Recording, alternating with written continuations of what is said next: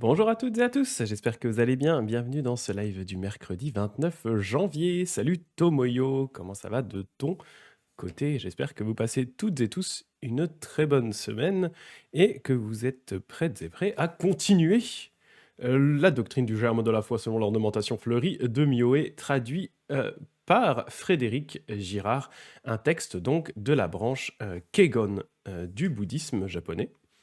Myoé étant donc un contemporain de Shinran, le fondateur de ma branche du bouddhisme, mais ils ont des idées qui sont assez différentes. Donc on va avoir l'occasion notamment d'en discuter aujourd'hui.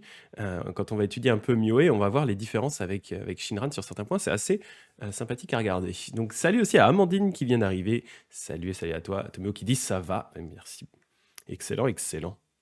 Donc pour rappel, hein, on avait commencé à étudier ce texte qui parle principalement du concept de la foi. La foi telle que l'entend Myoé, en fait, c'est la foi dans la possibilité nous-mêmes de devenir des Bouddhas, donc de réaliser le chemin qu'a parcouru tous les autres Bouddhas avant nous, notamment en nous appuyant sur les forces du Bouddha, sur l'aide du Bouddha. Mais voilà, c'est de notre ressort de réaliser ce parcours. C'est comprendre, en fait, pour Myoé, la foi, c'est comprendre que, eh bien, il n'y a pas de réelle différence au niveau de la nature d'être, au niveau ontologique, j'y arrive. Il n'y a pas de différence au niveau de la nature d'être entre nous et les Bouddhas. Tous les Bouddhas ont été à un temps des êtres comme nous, qui ont fini par se libérer de l'ignorance et qui ont réussi à devenir des Bouddhas. Donc globalement, pour Myoé, c'est ça la foi, c'est cette croyance dans la possibilité nous-mêmes de devenir des Bouddhas. Et donc, on avait vu dans ce texte 10 pensées de foi, 10 vertus par lesquelles le Bouddha va nous aider et 10 profondeurs qui vont nous permettre d'affermir cette pensée de foi. Donc ça, c'est ce qu'on a vu les sessions d'avant. Et donc, suite à ça, eh bien, on va regarder maintenant un certain nombre de questions qui sont posées. Donc toujours, c'est des questions rhétoriques, c'est Myoé qui a écrit le texte, donc il s'auto-pose des questions et il y répond derrière. Et c'est là qu'on va voir justement un certain nombre de points, je vais vous montrer ça, on va voir un certain nombre de points qui sont différents dans le bouddhisme de Myoé et dans celui de Shinran. On va voir qu'on étudie le vendredi. Alors, pour commencer, on va regarder la première question qui est posée. C'est quels sont les profits que l'on peut retirer en s'adonnant à la pratique consécutive à la conception de cette pensée de foi. C'est-à-dire la question qui est posée ici, c'est concrètement, ok, j'ai bien compris l'intérêt de ces pensées de foi. Donc si j'ai cette pensée de foi, c'est-à-dire j'ai cette croyance que je peux atteindre cet état de Bouddha, que basé sur cette pensée de foi, je commence à pratiquer, quels sont les bienfaits que techniquement je vais pouvoir retirer de ma pratique. Et voici la réponse que va apporter Myoé, elle est assez intéressante. Il va dire, parmi ceux qui ont conçu cette pensée de foi dans les étapes de l'exercice, il est deux sortes de pratiquants. Donc parmi les gens comme nous, qui auraient eu effectivement cette pensée de foi, qui se sont dit, ok, effectivement, moi aussi, j'ai compris que je pouvais devenir un Bouddha, j'ai compris que les Bouddhas étaient là pour nous aider, j'ai eu cette pensée de foi.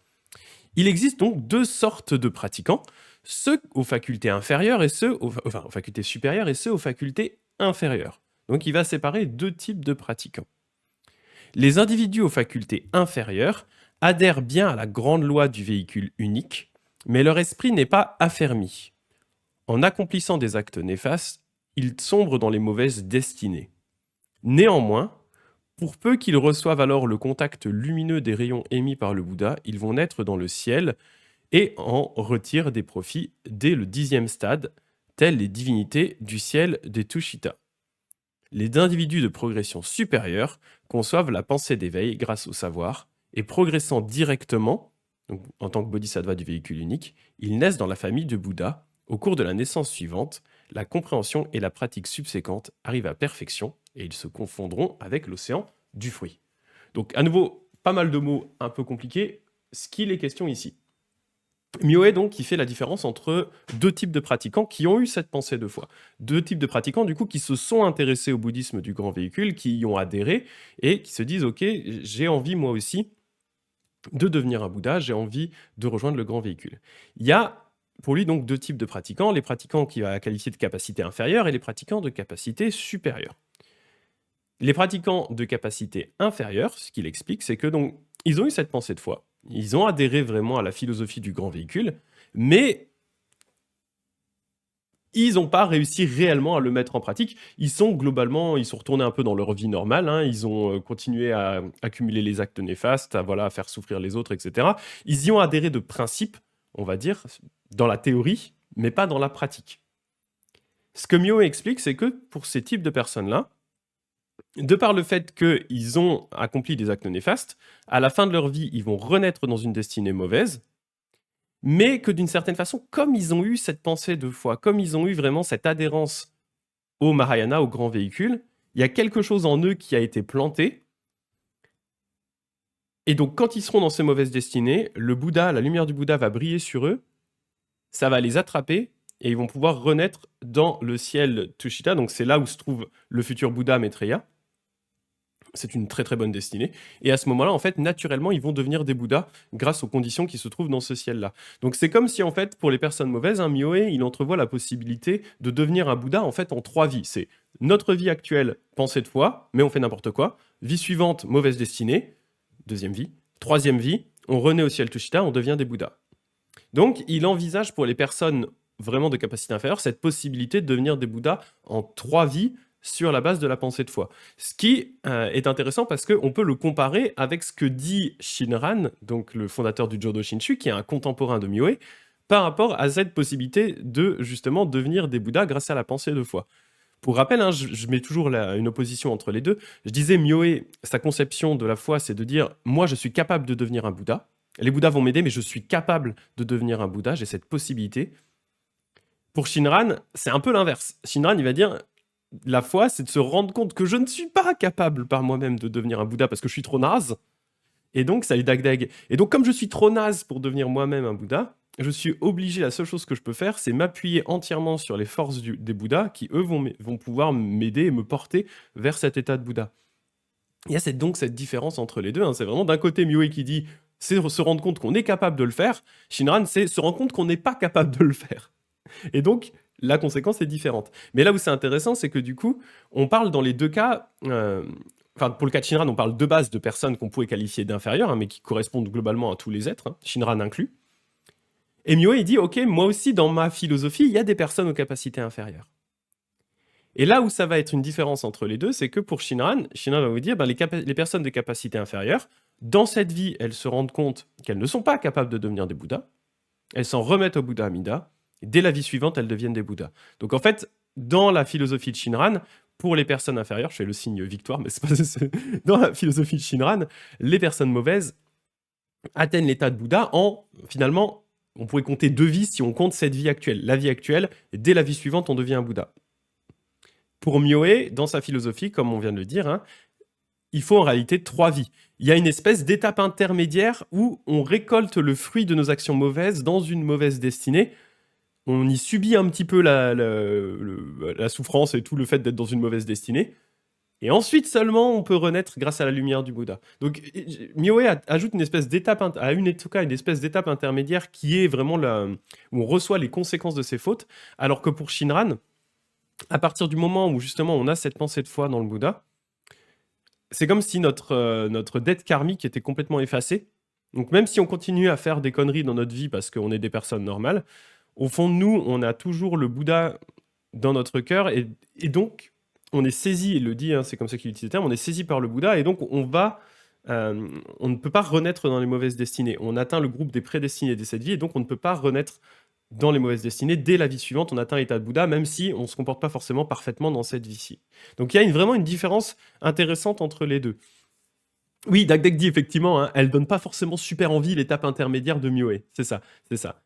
Donc l'étape intermédiaire de Myoé, donc 3 vies. Et donc pour revenir à nouveau à Myoé, hein, donc Myoé vous disait les personnes inférieures, c'est donc un concept en 3 vies d'affilée, hein, donc 7 vies. La vie suivante dans une mauvaise destinée, et on renaît ensuite dans le paradis Tushita, où là, spontanément, on va devenir un Bouddha. Donc ça, c'est pour les personnes inférieures selon Myoé. Et selon les personnes supérieures selon Myoé, ce qu'il a expliqué, c'est que eh bien, ce sont des personnes qui non seulement adhèrent à ce principe et à la compréhension du grand véhicule, mais vont le mettre en pratique. Elles vont générer l'esprit d'éveil, elles vont le mettre en pratique. Elles vont du coup développer les pratiques dans cette vie, et dès la vie suivante, elles vont devenir des Bouddhas. Dans le pratiquant, on va dire, de ce style supérieur, on peut un peu imaginer Sudana, dont on a beaucoup parlé hein, quand on lisait justement le sutra de l'entrée dans la dimension absolue avec Sudana. Sudana, pour moi, c'est l'exemple typique du pratiquant supérieur auquel fait référence ici Myoé.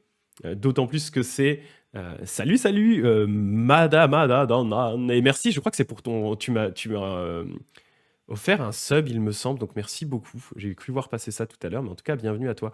Euh, donc voilà, l'image, c'est vraiment l'image de Sudana dont on a beaucoup, beaucoup parlé quand on étudie les sutras de l'entrée dans la dimension absolue. C'est donc ce pratiquant qui va générer l'esprit d'éveil, qui va vraiment vouloir devenir un Bouddha en cette vie, qui va pratiquer pour devenir un Bouddha en cette vie, qui va développer toutes ses compétences et qui, du coup, dès la vie suivante, pourra devenir un Bouddha. Donc on va regarder un peu plus ça dans le détail. Il explique ça de façon un peu plus détaillée, mais au moins ça vous donne déjà globalement le concept. Donc il explique.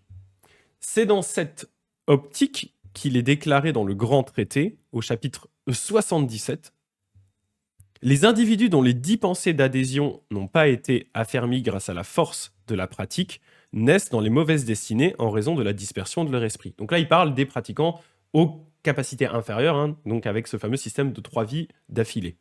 Donc il dit, voilà, ces personnes-là, hein, parce qu'elles ont eu les 10 pensées d'adhésion qui n'ont pas été affermies, c'est-à-dire elles ont commencé à avoir foi dans le Bouddha, dans le grand véhicule, mais ça n'est pas allé jusqu'au bout, eh bien, grâce aux mauvaises actions qu'elles ont faites, elles vont renaître dans les mauvaises destinées. Mais là, il leur arrive de tomber sur la lumière émise par le Bouddha, et ils voient deux rechefs, leur douleur cesser, ainsi que leurs 3 sortes d'actes, corporels, vocaux et mentaux, retourner à leur état initial. On montre par là la réalisation du fruit au cours de 3 naissances. Au cours de la première naissance, on pratique les 10 pensées d'adhésion, mais l'esprit n'étant pas suffisamment appliqué, on commet des actes néfastes. Au cours de la seconde naissance, on est dans une mauvaise destinée, et on demeure dans les enfers. Pas cool. Au cours de la troisième naissance, on reçoit le contact lumineux des rayons émis par le Bouddha, si bien que les douleurs cessent et que l'on va naître dans le ciel Tushita. Là, le tambour céleste retentit pour proclamer la loi et on réalise le fruit du 10e stade. Voilà en quoi consistent les 3 naissances. Ce qui est intéressant aussi avec ça, hein, c'est que l'acte en fait qui va permettre dans ce cas-là de sortir de cette mauvaise destinée, c'est la lumière du Bouddha. Ce qui est aussi un thème qu'on retrouve beaucoup, beaucoup dans ma branche du bouddhisme, le Jodo Shinshu, hein, cette histoire de la lumière du Bouddha. Et il va revenir un petit peu dessus après, il va en reparler de cette histoire de la lumière du Bouddha. Mais ce qui est intéressant, c'est de se dire que effectivement, c'est la lumière du Bouddha qui va interagir d'une certaine façon avec la graine de foi qui a été plantée dans la vie d'avant, qui va permettre à la personne de renaître. Je laisse ça comme ça en suspens pour l'instant parce qu'il en reparle un petit peu après, mais vous verrez à quel point c'est intéressant par rapport justement au parallèle qu'il y a avec le Jodo Shinshu qu'on étudie le vendredi. Il y a des trucs qui sont intéressants par rapport à ça. Donc là, c'est ce qu'il explique, c'est la naissance en globalement 3 vies, avec le passage intermédiaire par une naissance dans les enfers, ce qui n'est pas très cool. C'est le cas des personnes de capacité inférieure.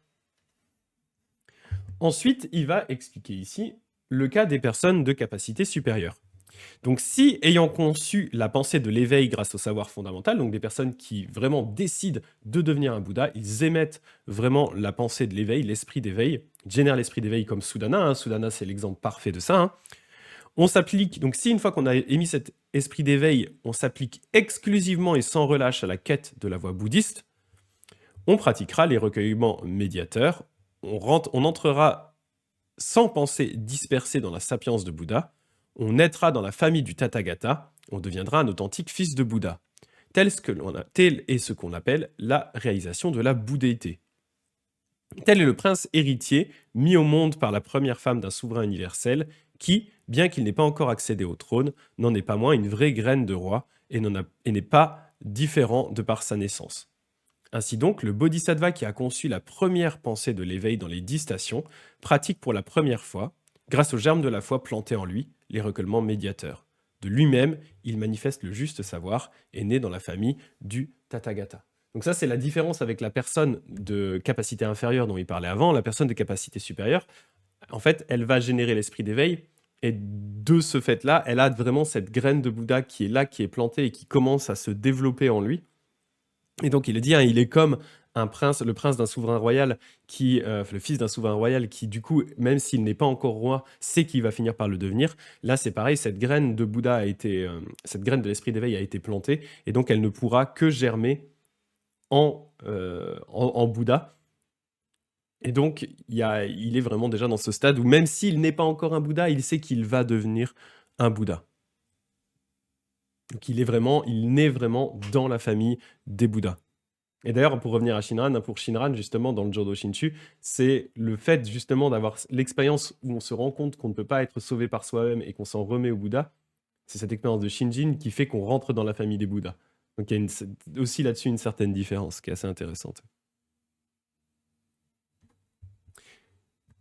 Bien qu'il soit toujours détenteur de pouvoirs merveilleux, il est en adéquation avec l'état de Bouddha. C'est-à-dire qu'il estime que le pratiquant supérieur sera capable à ce moment-là de générer des pouvoirs magiques, hein, des pouvoirs merveilleux, comme par exemple entendre au loin, pouvoir se déplacer dans les airs, etc.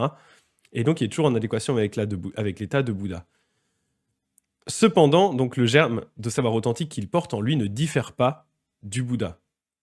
Dès cette première naissance, en s'adonnant aux exercices préparatoires et aux pratiques contre 40, il entre, grâce à son juste savoir, dans la naissance de transformation et dans la souveraine maîtrise dans les pouvoirs magiques. Ainsi en est-il d'un homme qui, au cours de sa première naissance, a pratiqué les 10 biens conditionnés dans ses actes corporels, vocaux et mentaux, et qui peut en outre naître dans un ciel et obtenir la rétribution de divins pouvoirs magiques. Combien, à plus forte raison, grâce au juste savoir rendu présent, s'unifiera-t-on en substance au corps de la loi? En abolissant toute pensée productrice de mal, il s'adonne exclusivement à la culture de la compassion. Comment donc pourrait-on ne pas entrer dans le corps de naissance transformationnelle, donc des 10 stades? Car lorsqu'il considère directement les choses du point de vue de la vérité ultime, il ramène la transmigration en son entier au corps de transformation, donc les 10 stades. Si on réalise que le savoir foncier est identique au Bouddha, on ne s'attachera plus au pouvoir magique, car ceux-ci sont des expédients provisoires destinés à œuvrer au profit des êtres. Si on saisit directement le sens de l'éveil, le savoir foncier qui est en nous est juste éveil. Donc là, c'est un peu compliqué, mais pour résumer ce qu'il explique ici, hein, il dit donc effectivement la personne qui est de cette qualité supérieure, dont l'exemple typique à nouveau est Sudana dans le sutra de l'entrée dans la dimension absolue qu'on a étudié ensemble. Hein. Donc il va générer l'esprit d'éveil en cette vie. Et donc, dès cette vie, il va commencer à pratiquer la voie des bodhisattvas. Il va se développer dans cette vie-ci. Il va commencer, du coup, de par ses pratiques, à gagner des pouvoirs magiques. Mais Myoe insiste ici en disant faut pas s'attarder sur cette histoire de pouvoir magique. C'est pas ça qui est important. Hein. C'est toujours pareil. Les pouvoirs magiques sont une sorte d'effet secondaire de l'avancée dans la pratique des bodhisattvas. Le fait, par exemple, de pouvoir se téléporter dans plein d'endroits différents, etc. C'est un effet secondaire, mais c'est pas à ça qu'il faut s'attacher. L'important, c'est de s'attacher vraiment, du coup, à la poursuite de l'état de Bouddha et vraiment aux pratiques dans le grand véhicule. C'est ça qui est vraiment important. Donc, en gros, c'est ça qu'il explique ici. Et donc, comme il le dit, hein, cette personne-là, du coup, dès cette vie-ci, elle va développer tous ces éléments-là. Et en fait, dès qu'elle va mourir, elle va du coup pouvoir atteindre l'état de Bouddha. Donc c'est quelque chose qui se fait dans ces cas-là en 2 vies au lieu de 3. En réalité, ce qui se passe, hein, c'est que on skip le passage dans la mauvaise destinée qu'on retrouve dans la destinée inférieure. Donc c'est bien, hein, ça permet d'éviter de passer par les enfers. Si on peut éviter, c'est pas mal. Mais voilà, ça ne fait gagner, entre guillemets, qu'une seule vie. Et voilà, c'est vraiment l'exemple du très très bon pratiquant qui génère l'esprit d'éveil et donc qui met ça en place, qui développe les pratiques.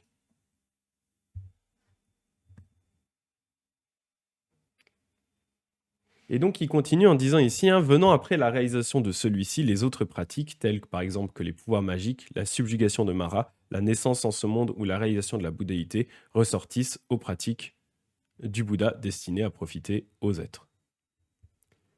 Et là, ça va être intéressant parce qu'il va parler justement de cette histoire de contact lumineux et je vais justement pouvoir un petit peu comparer ça avec le Jodo Shinshu, hein, j'en ai parlé très rapidement tout à l'heure. Hein.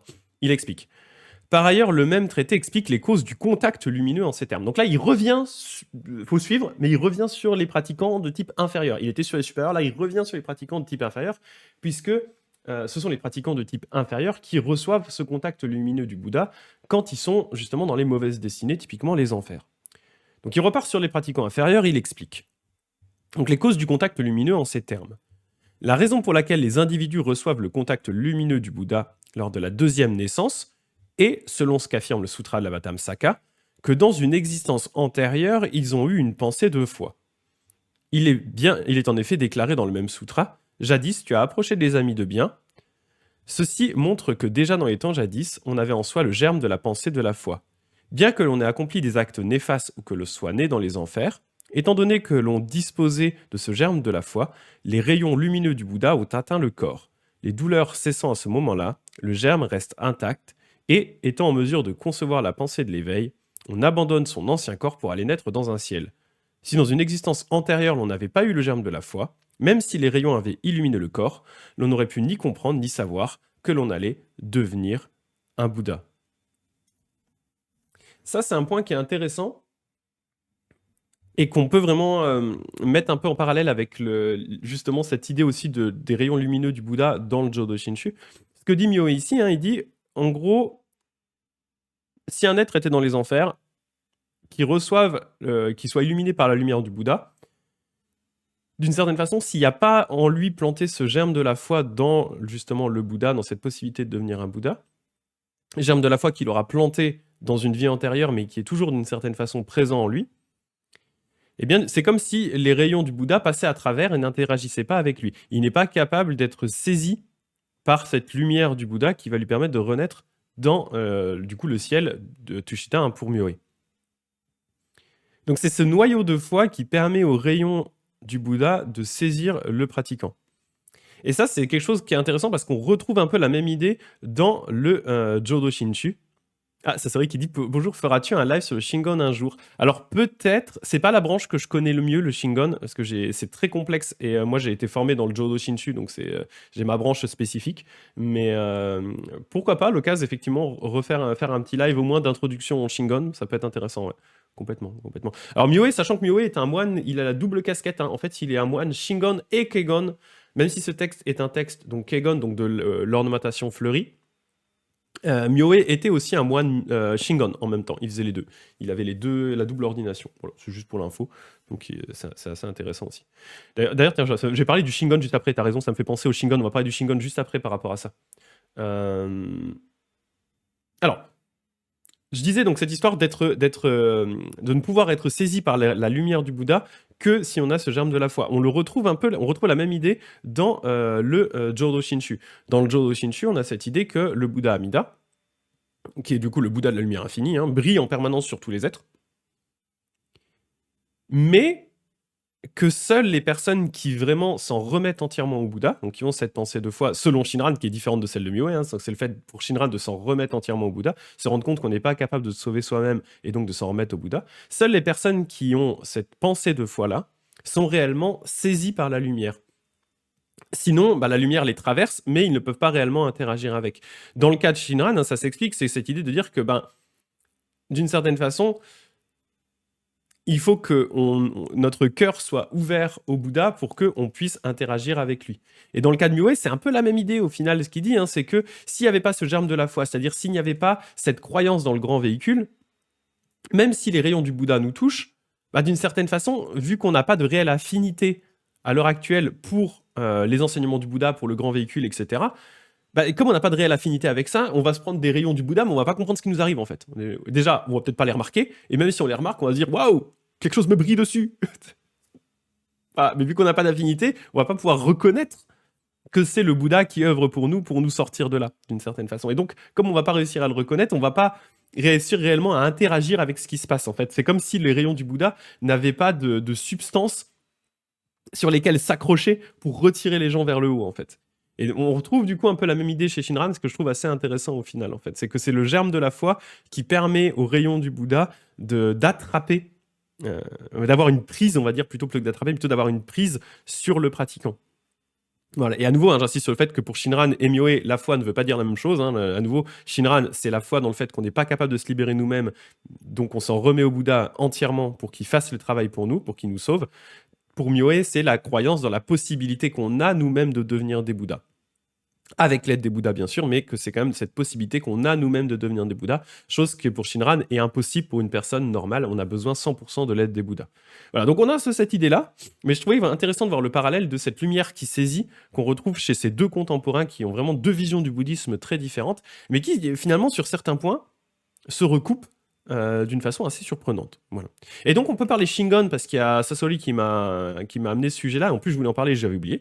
Là, on parlait des pratiquants de qualité inférieure, ce qui permet assez facilement, effectivement, de faire le parallèle entre Myoe et Shinran, vu que pour Shinran, on est tous des pratiquants de toute façon de qualité inférieure, et pour Myoe, il existe des pratiquants de qualité inférieure qui sont saisis du coup par la lumière du Bouddha. Mais donc, si on met Shinran de côté, Myoe, il disait, il y a deux types de pratiquants. Pratiquants de qualité inférieure, pratiquants de qualité supérieure. Là où c'est intéressant aussi de comparer Myoe, c'est la doctrine qui met ici en avant par rapport au Kegon, donc la branche de l'ornementation fleurie, dans laquelle il a été ordonné, si on la mettait en comparaison avec l'autre branche dans laquelle il a été ordonné, le Shingon. Pour Myoe, suivant le Kegon, on pratique dans cette vie-ci, donc si on est un pratiquant de qualité supérieure, on va pratiquer dans cette vie-ci, enfin surtout, on va émettre la pensée d'éveil, on va vraiment avoir cette conviction qu'on va devenir des Bouddhas, on va pratiquer en conséquence, comme Sudana dans le Sutra de l'entrée dans la dimension absolue, et dès la fin de cette vie-ci, on va pouvoir devenir des Bouddhas. Donc il y a quand même, pour Myoe ici, un enchaînement qui se fait en deux vies, suivant le Kegon. Mais, si cette fois on se penche du côté du Shingon, le bouddhisme ésotérique, dans l'autre branche dans laquelle il a été ordonné, un élément important du Shingon, c'est la possibilité de devenir un Bouddha en une seule vie. C'est ce qu'on appelle Sokushinjo Butsu, possibilité de devenir un Bouddha dans cette vie-ci. Pour le Shingon, la théorie, c'est que si on pratique, donc si on pense comme un Bouddha grâce à des visualisations, si on parle comme un Bouddha grâce à des mantras, si on agit comme un Bouddha grâce à des mudras, donc les positions de main, si donc on pense, on parle et on agit comme un Bouddha, et bien en fait, grâce à ça, dès cette vie-ci, il y a une possibilité de devenir soi-même un Bouddha. Donc on n'est pas obligé de passer par une renaissance quelque part, c'est dès cette vie-ci, on va pouvoir devenir des Bouddhas. Donc la méthode que préconise ici Myoe de par le Kegon, elle semble un peu moins efficace pour les pratiquants de qualité supérieure que celle que proposera ou celle que propose son autre école qui est le Shingon. Voilà, donc je trouvais ça intéressant aussi de mettre un peu ça en parallèle. Il y a une différence de une vie. Voilà, on arrive à gratter une vie. Hein. Vraiment, le Shingon est censé être une des voies les plus subitismes du bouddhisme. Hein, cette idée de dire on peut devenir un Bouddha dès cette vie-ci. Pas besoin de renaissance, c'est ultra rapide. Et Nagda qui dit cette double ordination a dû beaucoup impacter ses perceptions. Oui, complètement. Complètement. Ouais. Et c'est vraiment un pratiquant qui est dans les deux. Il a d'ailleurs deux noms bouddhistes différents, donc il va le signer avec l'un ou l'autre en fonction de s'il va mettre plus en avant une perspective Shingon ou plus en avant une perspective Kegon. Il a donc deux noms de moines différents. Et il va essayer vraiment de s'en tenir aussi à l'école, quand il peut, il va essayer de s'en tenir à l'école dont il parle. Donc là, comme il est sur un traité de type Kegon, il envoie des argumentaires de type Kegon. Il ne va pas aller trop mélanger ici des concepts ésotériques. Il reste vraiment basé sur des textes Kegon avec des enseignants, des sages, des moines qui sont du Kegon. Il ne va pas aller trop tout mixer. C'est vrai que sinon, après, on s'en sort plus. C'est un peu compliqué, quoi. Voilà. Mais je trouvais ça intéressant, en tout cas, de voir cette différence. On voit ici vraiment, hein, c'est un point qui est important dans ce texte, et ce qu'on remarque aussi par rapport un peu à tous les réformateurs bouddhistes de l'époque Kamakura, hein, donc qui est l'époque à laquelle vivait Myoe, vivait aussi Shinran, vivait le maître Shinran Honen, vivait Dogen, le fondateur du Zen, vivait Nichiren, le fondateur de l'école de Nichiren. Tous ces moines-là, ils ont vraiment dans l'optique de simplifier la voie bouddhiste et d'essayer de trouver le système, ou en tout cas la pratique, qui sera la plus efficace pour sortir du cycle des naissances et des morts. Ils se sont rendus compte que les pratiques complexes qu'on avait dans les branches traditionnelles, notamment le Tendai, parce qu'ils sont quasi tous des moines Tendai, enfin en tout cas tous ces réformateurs, eux, sont des moines Tendai, des ex-moines Tendai, qui est donc une école du bouddhisme japonais qui est très complexe, avec plein de pratiques variées, etc. Ils se sont rendus compte que c'était d'une certaine façon trop fourre-tout, et donc ils essayent de vraiment retrouver the pratique qui sera efficace, qui sera la plus efficace dans toutes les situations. Et donc, certains vont vous dire, comme Dogen, que c'est la méditation assise zazen. Nichiren va vous dire que c'est la récitation du nom du Sutra du Lotus. Les écoles de la Terre pure, Honen et son disciple Shinran, vont vous dire que c'est la récitation du nom du Bouddha Amida, le fait de s'en remettre au Bouddha Amida.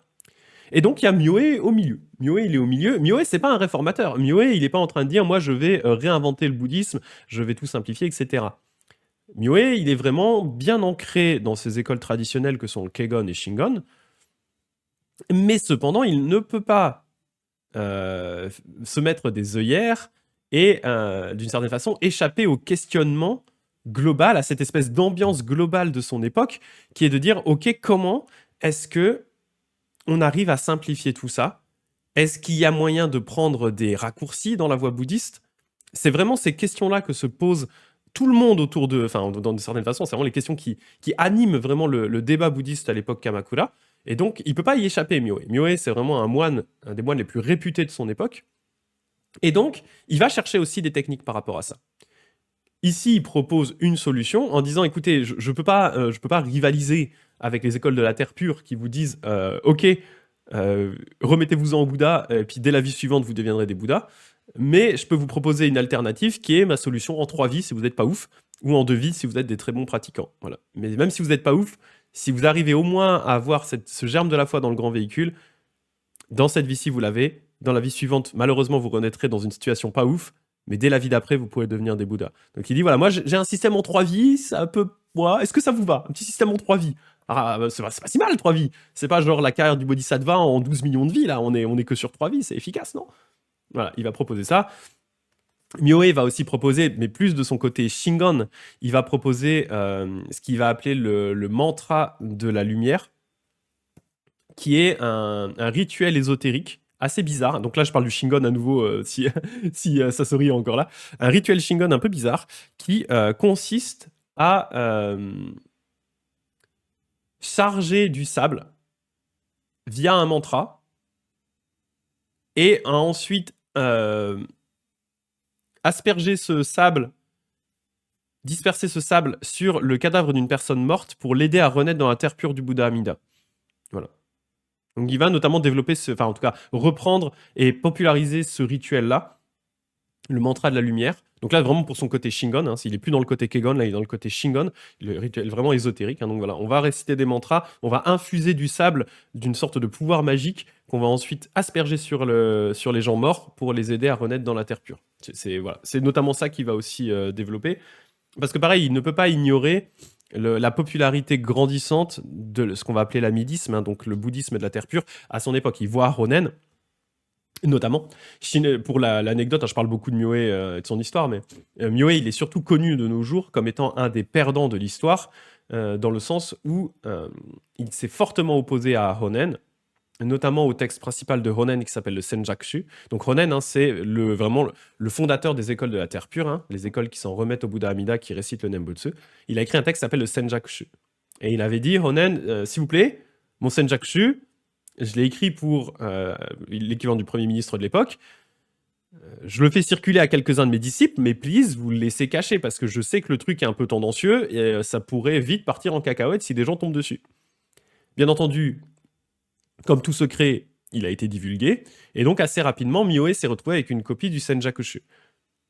Le problème, c'est que Ronen, à ce moment-là, était déjà mort, donc Ronen n'a jamais eu le temps de répondre, mais Mioe s'est dit, ok, qu'est-ce que c'est que ce texte de dingue?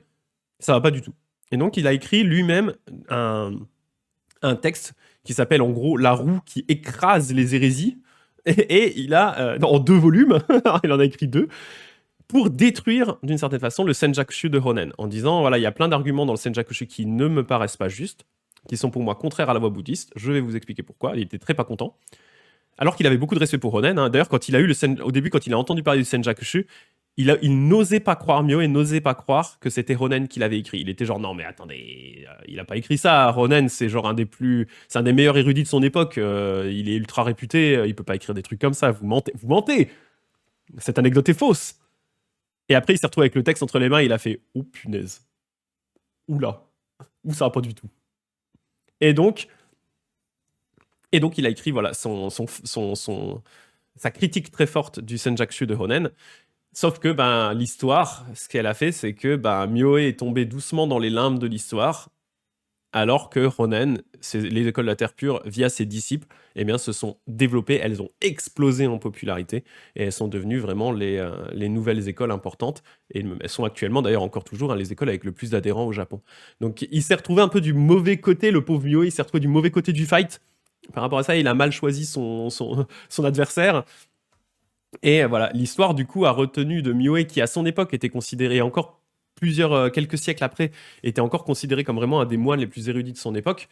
L'histoire n'a finalement retenu de Myoe quasiment que son opposition aux écoles de la Terre pure et le fait que du coup il était un peu le garant d'une forme d'orthodoxie ou des vieilles écoles de la Terre pure en disant regardez c'est un traditionnaliste, un vieux de la vieille là, qui s'oppose aux côtés novateurs des écoles de la Terre pure. Ce qui est faux dans le sens où ce n'est pas parce que Myoe n'a pas créé de nouvelle école qu'il n'avait pas pour vocation de réformer le bouddhisme. Il a réformé d'une certaine façon le Kegon, il a implémenté plein de choses, il a essayé vraiment de lui redonner un second souffle. Mais c'est juste qu'effectivement, par rapport au côté radical des autres écoles, enfin, le côté radical plutôt des autres moines autour de lui qui ont fondé vraiment des écoles, l'école de Nichiren, le Zen Soto, le Zen Rinzai, les écoles de la Terre pure, Jodoshu, Jodo Shinshu, il apparaît vraiment comme étant un petit peu son action apparaît un peu comme étant en demi-teinte, mais c'est pas vraiment le cas. Il a vraiment essayé de faire quelque chose, mais c'est juste qu'il, lui, il aimait les écoles dans lesquelles il était, il s'y sentait à l'aise, il s'est juste dit comment est-ce qu'on peut essayer de, en gardant le concept de ces écoles-là, la base philosophique de ces écoles-là, comment est-ce qu'on peut essayer de répondre aux problématiques qu'on retrouvait à l'époque Kamakura, dont notamment cette problématique du comment est-ce qu'on peut simplifier la voie bouddhiste. Et là, c'est vraiment typiquement ce texte, c'est une réponse qu'il apporte. Voilà. Donc on peut pas dire qu'il n'est pas novateur à sa façon, c'est juste qu'il est moins radical que les autres moines que l'histoire a retenus, hein, Nichiren, Dogen, Honen, Shinran, etc., etc. Voilà. Donc c'est un petit peu voilà, c'est une chose que l'histoire est en train de retravailler un petit peu parce qu'il a été longtemps perçu comme ça, comme étant vraiment un peu le loser de l'histoire, le garant des vieilles écoles, le gars qui s'oppose à Honen, qui s'oppose aux nouvelles écoles de la Terre pure, voilà, vraiment le gars qui a un peu rien compris à la vie, quoi. Et en fait, là, actuellement, au niveau de l'historique, on est en train de le réhabiliter en disant non, c'est faux. Effectivement, il a perçu des failles dans le système de Honen qu'il a, lui, essayé de mettre en avant. Mais c'est pas un loser de l'histoire, c'est pas un pur orthodoxe qui est resté campé sur ses positions, c'est aussi quelqu'un de très novateur, c'est aussi quelqu'un qui répond aux problématiques de son époque-là, donc il faut aussi l'accepter tel quel, quoi. Il n'y a pas que les grands fondateurs des nouvelles écoles de Kamakura qui ont fait ça. Voilà. Donc c'est un petit contexte historique de Myoe. Je sais plus pourquoi je suis parti dans ce tunnel-là, je vais me mettre, je m'auto-mets, ça fait longtemps que je l'ai pas fait. Ceci, voilà, mon emoji tunnel. Alors attendez, je regarde parce que là du coup j'étais parti dans un monologue ultra long sur l'histoire et du coup j'ai pas vu ce que vous aviez écrit. La vision de Shinran est plus avantageuse que son alternative en 3 vies, effectivement. Ah, par contre, un point, alors je rebondis sur ce que dit Tomoyo parce que c'est important. Ce qui est intéressant aussi de savoir, c'est que, alors on n'en est pas sûr à 100%, mais une des explications possibles pour laquelle Shinran, le fondateur du Jodo Shinshu, aurait écrit son texte majeur, son texte le plus érudit, pas un texte à destination de ses disciples, vraiment un texte qu'il a écrit pour lui, mais aussi pour vraiment pour pouvoir le discuter avec les écoles bouddhistes de son époque. Donc un texte qui a été écrit entièrement en chinois. Ce texte s'appelle le Kyogyo Shinsho. Il aurait potentiellement été écrit en réponse à Myoe, en disant Honen a écrit son texte principal, le Senjakushu. Le maître Shinran a écrit le Senjakushu. Myoe est arrivé et il a écrit sa roue qui détruit les hérésies en 2 volumes, parce que le premier n'était pas assez, il avait envie d'en remettre une deuxième baffe pour contrecarrer Honen. Et donc, une des explications à l'écriture du Kyogyo Shinsho de Shinran, ce serait de dire, en fait, c'est une réponse à Myoe. En tout cas, en partie, une réponse à Myoe, dans le sens où il va aborder certaines des failles que Myoe a trouvées chez Honen, et il va y apporter sa réponse. Notamment, un des points importants, c'est l'idée de l'importance ou pas de l'esprit d'éveil. Quand on lit le Senjakushu, et d'ailleurs on le lira en une fois parce qu'il existe en français traduit par le révérend Jérôme Ducor, quand on lit le Senjakushu, il y a cette idée que l'esprit d'éveil n'est pas important. Dans le sens où si vraiment on récite le Nembutsu, c'est suffisant. Myoe, pour lui, c'est inadmissible comme proposition. Pour lui, Myoe, et on le voit dans ce qu'il met ici, l'esprit d'éveil, c'est vraiment l'élément le plus important de la pratique bouddhiste. Si on enlève l'esprit d'éveil, on casse le système bouddhiste. Et donc, à partir du moment où Myoe a vu que Honen avait enlevé cette prérogative de l'esprit d'éveil du système, il a dit oula, Ronen, il a tout pété le système, ça va pas du tout. Et donc vraiment, une grosse partie de la roue qui détruit les hérésies se base sur cette idée de l'erreur que fait Ronen de ne pas traiter l'esprit d'éveil. Shinran va apporter une réponse à Mioe en disant oui, en réalité, l'esprit d'éveil, les gugus normaux comme nous, on n'est pas capable de le générer. On ne peut pas générer l'esprit d'éveil par nous-mêmes. On n'a pas les capacités. D'une certaine façon, si on disait « moi, je génère l'esprit d'éveil », en fait, on serait presque des hypocrites dans le sens où c'est juste qu'on n'a pas conscience du fait que de toute façon, on n'est pas capable de réaliser tout ça par nous-mêmes.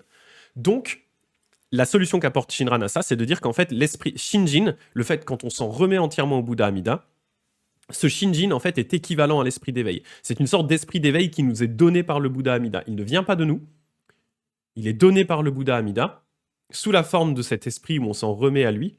Parce que quand on s'en remet à lui, eh bien, en fait, d'une certaine façon, on le fait pour nous, mais on le fait aussi dans le but de sauver tous les êtres. On a aussi envie de sauver tous les êtres.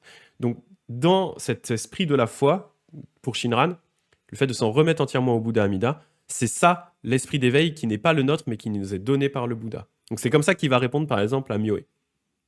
Voilà, c'était un petit aparté, mais c'est intéressant de voir que du coup, il y a un aller-retour en fait. C'est pas comme si chacun avait écrit des bazars dans son coin et sans forcément prendre connaissance de ce qui se passe. Il y a réellement un dialogue, en tout cas au niveau textuel, entre Ronen avec son Senjakushu, Mioe avec son Zaira Jijin, j'arrive jamais à le prononcer, qui détruit la roue qui détruit les divergences, là, les hérésies, et Shinran qui apporte une réponse à Mioe. Donc on a Mioe qui répond à Ronen, Shinran qui répond à Mioe.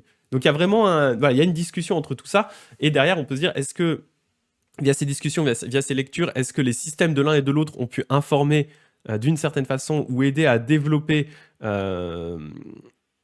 les systèmes respectifs de l'un et de l'autre? Il y a eu probablement des influences qui se sont faites quelque part. Ça, c'est probable. Voilà. Mais du coup, c'est assez intéressant de voir à quel point, par moment, ils peuvent être proches, notamment Mioe et Shinran, tout en étant diamétralement opposés. Donc, je trouve ça assez marrant, moi. Mais c'est parce que je suis un geek. Alors, du coup, je reprends les mails les messages du chat, parce que je suis parti à nouveau dans un tunnelos, là. C'est un sujet qui est assez passionnant quand on s'intéresse un petit peu à l'histoire du bouddhisme au Japon.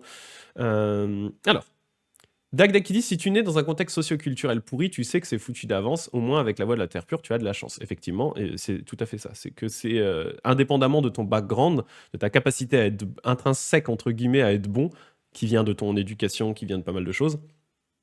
Effectivement. Et d'ailleurs, il y a un passage du Tanisho, alors on va pas y arriver tout de suite, il est dans quelques temps, mais il y a un passage du Tanisho qui évoque très très bien ce que tu dis là, où en fait Shinran explique que il faut pas d'une certaine façon se considérer bon parce que tu as de la chance au niveau de ta vie en fait. Parce que souvent les personnes qui sont des personnes bonnes, c'est aussi parce qu'elles ont eu pas mal de chance dans leur vie, elles sont nées dans un bon environnement, voilà. Et à l'inverse, il y a des personnes qu'on qualifie de mauvaises, qui ne sont en fait mauvaises que parce que elles ont eu vraiment des conditions de vie qui sont atroces, quoi. Ça n'excuse pas forcément les comportements respectifs de toutes les personnes, hein, c'est pas pour dire ça non plus. Il y a une part de responsabilité toujours dans les actions des gens, mais il y a aussi une énorme influence, un énorme impact de l'environnement. Et Shinran, il en parle dans le Tanisho à un moment, c'est assez sympa, c'est un passage que j'aime beaucoup. Parenthèse, Amandine qui disait, parenthèse, rien à voir, mais pour en venir sur l'enfer du point de vue du bouddhisme, comment est-ce que c'est perçu? Je suppose que c'est pas la même façon de l'imaginer que pour les chrétiens. Bah alors, bizarrement, il y a des similitudes, mais il y a aussi un point qui est extrêmement important de divergence. Les similitudes, c'est que dans les deux cas, c'est pas cool. Dans le bouddhisme, alors il y a toute une description de l'enfer, hein. Il y a plusieurs types d'enfer. Il y a des enfers chauds, il y a des enfers froids. Il y a différents niveaux d'enfer où on va pouvoir renaître, qui sont plus ou moins chiants, plus ou moins horribles. Mais on va dire qu'au niveau de ce qui s'y passe, on n'est pas forcément si loin des descriptions qu'on pourrait retrouver dans le christianisme. Sauf que la différence extrêmement importante entre les deux, c'est que dans le bouddhisme, l'enfer est un état de renaissance. Qui dit état de renaissance dit qu'au bout d'un moment, tu en sors. Peu importe ce qui s'est passé, même dans les cas des pires criminels, etc., qui pourraient y passer extrêmement longtemps, au bout d'un moment, tu en sors. Et d'ailleurs, on l'a vu avec le cas de Mioe, hein, il dit, voilà, vous tombez dans les enfers, Mais parce que vous avez eu cette pensée 2 fois, à un moment, les rayons du Bouddha vont vous toucher et vous allez en sortir directement. Vous allez prendre un raccourci sorti des enfers. Là, il y avait genre vous étiez en train de vous faire taper dessus par un gros Oni, il vous aplatissait là comme une crêpe. Et là, d'un coup, il y a le Bouddha qui vous brille dessus et pouf, vous disparaissez des enfers. Et là, l'Oni, il est genre, bah, il est où? Bah, il est passé où? Bah, bah. Voilà. Et donc, mais sinon, voilà, ça ressemble. Mais ce point qui est vraiment effectivement crucial, c'est cette différence, parce que dans le christianisme, l'enfer est censé être éternel. C'est-à-dire que, et moi, c'est un point, alors sans critiquer le christianisme, c'est pas mon but, mais chacun sa foi, entre guillemets, mais moi, c'est un point qui me pose problème systématiquement dans le christianisme, c'est cette idée que de dire, tu as une seule vie. You have one chance. Just one chance. T'as une chance. T'as une seule vie. Déjà, en fonction des conditions dans lesquelles tu es né, cette vie-là, elle va être plus ou moins pas évidente et compliquée pour être quelqu'un de bien.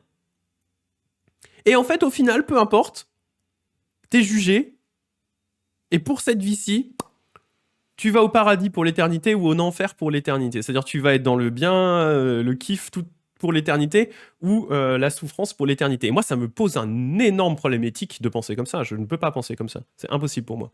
Ça dépasse entièrement ma conception.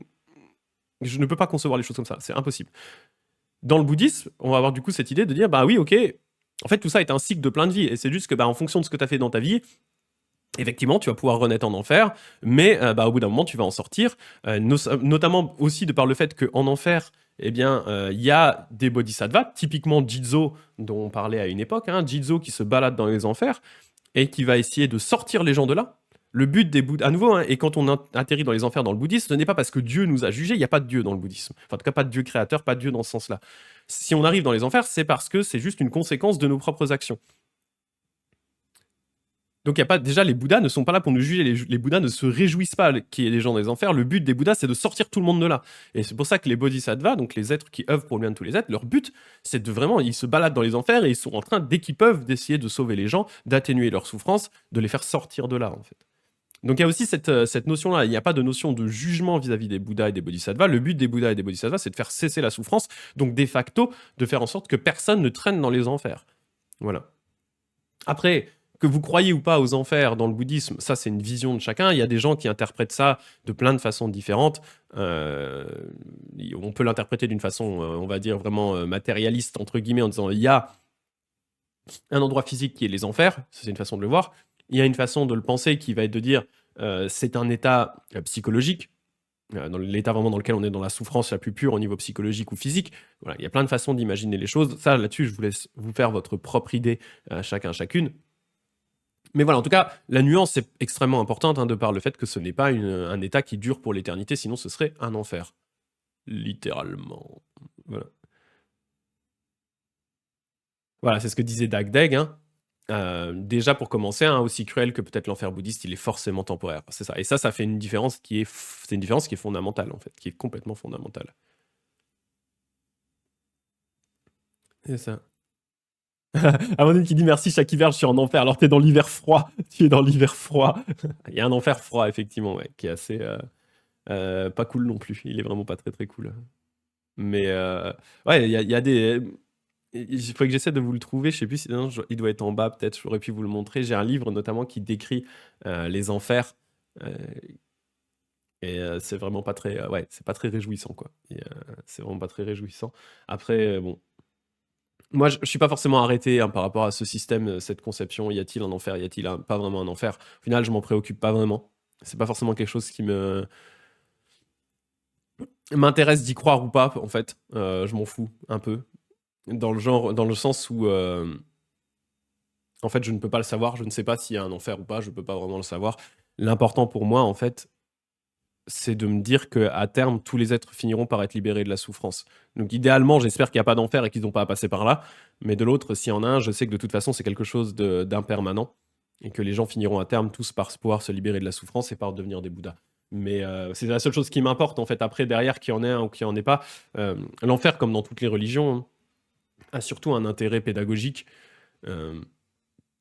entre guillemets, hein, pédagogique entre guillemets, faire peur aux gens en disant ah si tu fais des conneries tu vas renaître dans les enfers, voilà. C'est surtout à ça que ça sert. Voilà. Après, que vous y croyez pas, moi je me laisse en suspens par rapport à ça. Je ne sais pas. Je ne sais pas, et au final, euh, c'est pas ce qui m'intéresse dans le bouddhisme, le fait qu'il y ait ou pas un enfer. Ça me poserait un problème s'il y avait un enfer permanent. Par contre, là, oui. Là, oui. Là, je pourrais pas adhérer, par contre. Je pourrais pas y adhérer. S'il y avait un concept d'enfer permanent, ça me bloquerait. Ça me bloquerait. Ça serait un problème pour moi. Mais à partir du moment où tout est impermanent, qu'il y en ait qu'il y en ait un ou qu'il y en ait pas, au final, c'est pas forcément le point qui me pose vraiment souci ou qui m'intéresse particulièrement, en fait. Je préfère éviter de penser à la souffrance d'un point de vue, enfin, la souffrance, à m'imaginer la souffrance que ça pourrait être. Il y a déjà assez de souffrance dans le monde réel. En fait, voilà, c'est peut-être aussi pour ça que je m'intéresse pas particulièrement à ça, c'est que notre monde est déjà caractérisé par un niveau de souffrance qui est extrêmement élevé. Il y a énormément de gens qui souffrent, il y a énormément de gens qui vivent dans des conditions qui seraient à peu près équivalentes à celles qu'on retrouve dans les enfers. D'ailleurs, au final, hein, moi, quand je lis les descriptions des enfers dans le bouddhisme, et dans d'autres religions d'ailleurs aussi, hein, au final, la seule chose que je vois, c'est que ils ont regroupé ensemble tout un tas de choses horribles que les gens font dans la vraie vie, en fait. Donc, il y a des gens qui créent des enfers pour les autres, ils n'ont pas besoin d'attendre la mort, quoi. Et donc, de facto, il y a déjà assez de souffrance comme ça dans le monde. J'ai pas forcément besoin de penser à une potentielle condensée, à un potentiel condensé de toutes ces souffrances qui seraient dans un même lieu, en fait. Voilà. Parce que je sais qu'il y a déjà des gens qui vivent un enfer à cause d'autres gens, et ça me suffit déjà pour me dire que c'est déjà assez la merde. C'est comme ça que en tout cas, c'est comme ça que je pense par rapport à ça. Donc voilà, je vous laisse me faire votre avis. Hein. Il y a aucune, en tout cas, pour ceux qui sont intéressés par le bouddhisme ou autre, il n'y a aucune nécessité, à mon sens, de croire dans les enfers. Hein. Vous pouvez très bien voir ça comme étant un moyen didactique de faire en sorte que les gens évitent de faire n'importe quoi en leur faisant un peu peur. Et la version, pourquoi pas. Vous pouvez voir ça comme un état psychologique. Voilà. Vous pouvez voir ça aussi comme un état réel que des gens vivent dans la vie de tous les jours parce que les gens sont horribles. Voilà, il y a plein de façons de voir les choses. Hein. De toute façon, une logique de base dans le bouddhisme, un point important, hein, c'est que notre monde est caractérisé par la souffrance. Donc il y a déjà assez de souffrance dans le monde. Voilà. Ça devrait déjà être assez effrayant pour tout le monde, et avoir envie d'arriver à faire en sorte que cette souffrance disparaisse, ce serait déjà pas mal, sans avoir besoin vraiment de rajouter autre chose par-dessus, quoi. Mais bon. Ça n'engage que moi. Ça n'engage que moi, je vous laisse vous faire votre avis. Voilà. Je suis parti dans un tunnel, je sais pas depuis combien de temps je suis en tunnel là. Ouah. Et c'est drôle parce qu'avant de lancer le live, je me suis dit, ça fait longtemps que t'es pas parti dans un tunnel sur un truc. Et ben là, bah là, j'ai bien avancé là dans mon tunnel. Là, je suis parti très très loin, hein, punaise. Et du coup, on n'a pas tant avancé que ça sur Mioé. Je vais juste finir la question 1, je pense. Et ouais, c'est vrai, le tunnel, ça faisait longtemps en vrai. Hein, parce que ces derniers temps, je restais beaucoup plus centré sur ce que je faisais. C'est-à-dire, j'avais vraiment un texte, je le préparais à l'avance. Du coup, j'avais vraiment un cadre, surtout pour les vendredis, un cadre là vraiment très, très précis. Mais j'avoue que ouais, là, c'est vraiment les parallèles entre Shinran et Mioe qui me font partir dans tous les sens, moi, dans ma tête. La pensée du tunnel appelle le tunnel. C'est peut-être ça aussi, c'est peut-être ça, c'est parce que j'y ai pensé. Ouais, c'est possible, c'est possible. Carrément. On va finir la question 1. Il n'y a plus grand-chose par rapport à cette question 1. En fait, les points principaux ont été déjà abordés. Donc, cette histoire de naissance en 3 vies pour les êtres inférieurs, de qualité inférieure, un être inférieur. De toute façon, pour Shinran, on est tous d'êtres inférieurs, mais pour Mioe, voilà, il y a des êtres inférieurs, des êtres supérieurs. Donc, en 3 vies pour les êtres inférieurs, en 2 vies pour les êtres supérieurs, avec les comparaisons intéressantes entre le Jodo Shinshu et le Shingon, éventuellement. Et donc, on finit par le même traité déclare, étant donné que les êtres ont déjà entendu la loi, germe de la grande sapience du corps de la loi sans nature propre, donc ils ont déjà entendu la loi bouddhiste qui permet d'atteindre le corps, ce qu'on appelle le corps de la loi, hein, donc le corps qui est au-delà de toute dualité, ils sont de la sorte en mesure d'entendre le son sublime du tambour céleste. De cette façon, leurs errances sont dissipées et ils réussissent à réaliser la voie. Et donc le commentaire, hein, il explique ce que c'est que cette histoire de tambour céleste. Et donc, il dit que en fait, ces êtres sont capables de renaître dans le paradis Tushita, donc qui est un état de renaissance, on va dire à l'opposé du spectre des enfers. C'est vraiment, un des paradis, donc c'est un des endroits où il y a des dieux. Et c'est là où se trouve Maitreya, le futur Bouddha, le bodhisattva qui est en train de pratiquer dans sa dernière vie, qui dure extrêmement longtemps avant de devenir lui-même le futur Bouddha. Donc, il dit on peut renaître. Hein, et en fait, ce qu'il dit, c'est que c'est une possibilité qui est pour les deux types de pratiquants. Mais notamment, il insistait sur le fait que c'est possible pour les personnes de qualité inférieure, de capacité inférieure, en disant, donc c'est cette vie-ci, enfer, la lumière du Bouddha nous attrape, on renaît dans le paradis Tushita. Et donc il dit, donc le commentaire, hein, les tenants de la secte de l'ornementation fleurie, donc du Kegon, hein, l'école Kegon, professent un triple profit maximal relativement à cette pratique selon la pensée de foi. Donc qui provient de cette pensée de foi, ce sont donc les profits propres aux 10 stades. Donc les 10 stades, ce sont les éléments de la carrière du Bodhisattva. Et il dit du coup, hein, donc toutes les divinités qui sont dans le paradis Tushita, toutes les divinités, en entendant la prédication du tambour céleste, réalisent les 10 stades. Donc il y a le tambour céleste qui les aide à devenir des Bouddhas. Ces divinités font sortir des pores de leur peau des nuées de chapeaux de fleurs. Ceux qui arrivent à les voir obtiennent le trône de souverain universel, ce qui est identique au Distad. Pareil, ils voient les êtres célestes générer des fleurs de partout, et du coup, ça les aide à s'éveiller. Et ces souverains universels émettent des rayons lumineux. Ceux qui sont touchés par ces rayons réalisent à leur tour les Distad. Donc pareil, grâce aux rayons lumineux, eh bien, on peut devenir des Bouddhas. Voilà. Donc il dit en fait dans le paradis Tushita, il y a ces 3 éléments qui aident les êtres. Il y a le tambour céleste qui proclame la loi. Il y a les miracles qu'on voit faire en fait par les êtres célestes, hein, par exemple les nuées de fleurs qui sont générées comme ça automatiquement, et les rayons lumineux des êtres célestes qui permettent du coup de rapidement dépasser les 10 stades de la carrière des bodhisattvas pour atteindre l'état de Bouddha. Voilà. Et donc il finit en disant ces 3 degrés sont égaux entre eux, simultanément ils permettent de réaliser la bouddhaïté de façon subite.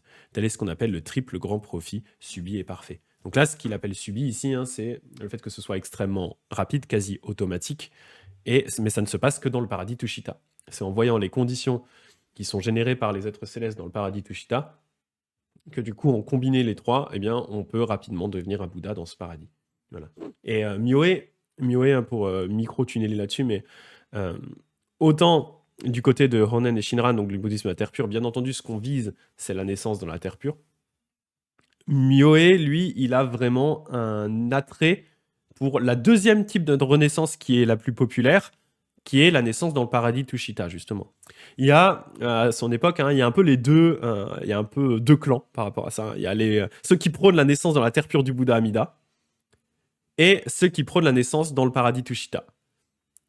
Pourquoi est-ce qu'on voudrait renaître dans le paradis Tushita? Eh bien, tout simplement parce que c'est dans le paradis Tushita que se trouve Maitreya, le futur Bouddha. Il est en train de pratiquer là. Et donc, renaître dans le paradis Tushita veut dire pouvoir devenir un des disciples de Maitreya et donc être à ses côtés au moment où il deviendra un Bouddha. Et profiter de ses enseignements, etc., dès le paradis Tushita. Donc, il y a un intérêt aussi à renaître là-bas pour pouvoir être, du coup, faire partie du groupe qui renaîtra auprès de Maitreya quand Maitreya deviendra un Bouddha. Voilà, il y en a qui préfèrent cette renaissance-là. D'ailleurs, Mioé, juste pour finir avec ça, Mioé, il est connu pour avoir gardé un journal de ses rêves, qui est traduit en français également, je crois par Frédéric Girard également, oui. Et dans le journal de ses rêves, il décrit notamment une vision qu'il a eue une fois en méditation du paradis Tushita. Donc il y a eu un coup en méditation où il s'est vu vraiment tirer vers le haut comme ça, pouf, et il est parti au paradis Tushita, il a vu des trucs, et ensuite il est redescendu. Donc lui, il a vraiment cette affinité avec le paradis Tushita, plus on va dire qu'avec la terre pure du Bouddha Amida, contrairement à Honen et Shinran qui estiment que c'est la voie la plus simple, rapide, efficace. Voilà. Une petite différence encore entre les deux. Voilà. Je suis désolé, je suis parti très très loin sur différents trucs. J'espère que c'était quand même intéressant.